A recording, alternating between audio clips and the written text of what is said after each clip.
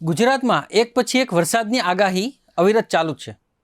પહેલાં તો થોડા સમય પહેલાં જ હજી વરસાદની આગાહી પતી નથી ત્યાં ફરી એક વખત ખેડૂતો માટે મોટી આફત બનીને માવઠું આવી રહ્યું છે. તાજેતરમાં જ હમણાં એક અઠવાડિયા પહેલાં જ વરસાદની આગાહી આપવામાં આવી હતી અને એમાં પણ ખાસ કરીને સૌરાષ્ટ્ર અને ઉત્તર ગુજરાતમાં ભારે એવો પવન ફૂંકાયો હતો અને માવઠું પણ પડ્યું હતું.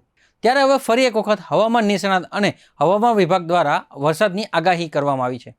ખાસ કરીને 27, 28 અને 29 તારીખ દરમિયાન ગુજરાતના મોટાભાગના જિલ્લાઓમાં છૂટુછવાયા વરસાદ પડી શકે છે. તો કયા જિલ્લામાં કેટલો વરસાદ પડી શકે છે આવો જાણીએ હવામાન નિષ્ણાત અંબાલાલ પટેલ પાસેથી. નમસ્કાર, આપ જોઈ રહ્યા છો બેનિફિટ ન્યૂઝ અને હું છું મહેશ. ખેડૂત ભાઈઓએ આગામી 10 દિવસ મોસમનું નિરીક્ષણ કરતા રહેવું જરૂરી છે. કારણ કે એક પછી એક વિષયમાં ક્યાંક તો વાદળ તો ક્યાંક વાયુ આની શક્યતા રહે છે.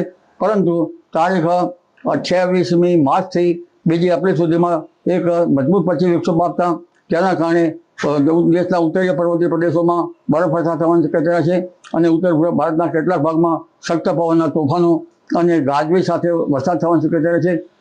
ત્યાંની અસર રાજસ્થાનના સંલગ્ન ગુજરાતના ભાગોમાં પણ થવાની શક્યતા છે. જેમાં મહેસાણાના પાટણના કેટલાક ભાગો, આ ઉપરાંત સાબરકાંઠાના ભાગો, અરવલ્લીના ભાગોમાં અને બનાસકાંઠાના ભાગોમાં લગભગ અનસિઝનલ વરસાદ થવાની શક્યતા છે. કમોસમી વરસાદ અને લગભગ મધ્ય ગુજરાતના ભાગો, કચ્છના ભાગો, તેમજ પશ્ચિમ સૌરાષ્ટ્રના ભાગો, સૌરાષ્ટ્રના અન્ય ભાગોમાં પણ હવામાનમાં પલટો આવશે અને વરસાદ થવાની શક્યતા રહેશે. આ વરસાદ પ્રી મોન્સૂન એક્ટિવિટીનો ગણવો કે અનસિઝનલ ગણવો તે પછી જ ખ્યાલ આવશે.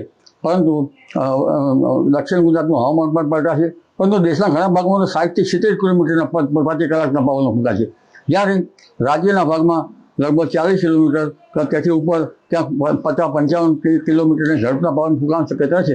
આ પવનની ગતિના કારણે ખેડૂત ભાઈઓ સાવચેત રહેવાની જરૂર છે. ખાડામાં પડેલો માલ હોય તો તે ત્યાંમાં કંઈક ઢાંકી દેવાની જરૂર રહી શકે જો શક્ય હોય તો. અને માર્કેટ યાર્ડમાં માલ જતો હોય તો તેનું પણ ધ્યાન રાખવાનું જરૂરી છે. આ ઉપરાંત પવનના કારણે હજુ ઉભા કૃષિ પાકો હોય તો તેમાં પડી જવાની શક્યતા પણ રહેતી હોય છે.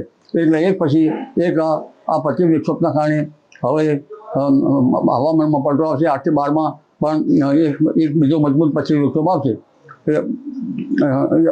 જરૂરી છે કે પવનની ગતિ જે છે એ વધારે રહેશે અને કેટલાક ભાગમાં વધુ વરસાદ થઈ શકે, કેટલાક ભાગમાં ઓછો વરસાદ થઈ શકે. ખાસ આ ગાજવીજથી ધ્યાન રાખવું.